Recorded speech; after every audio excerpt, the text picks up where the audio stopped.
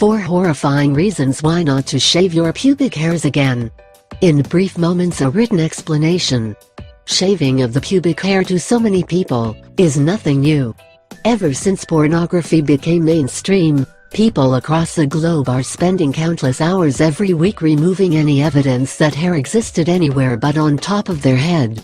However, a few sociological theories have suggested that shaving of the pubic hair has to do with cultural trends spawned by certain hairless actors and actresses, or even a misguided attempt at hygiene. 1.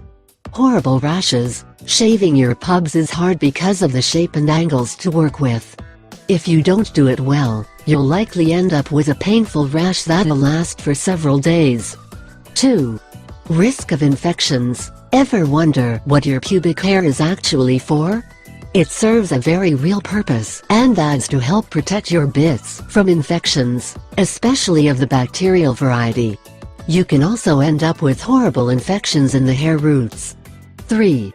Catching herpes is easier. Having that hair there works as somewhat of a shield against molluscum contagiosum, genital warts, and even herpes.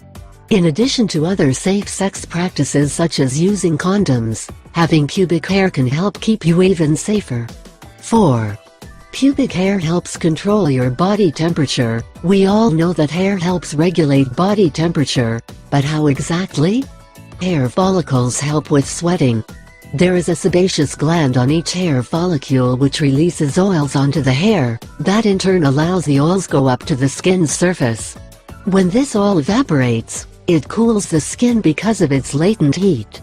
If you like the video and you think it can help you, I invite you to give it a like, share the video with your friends and subscribe to my channel, so you don't miss any videos.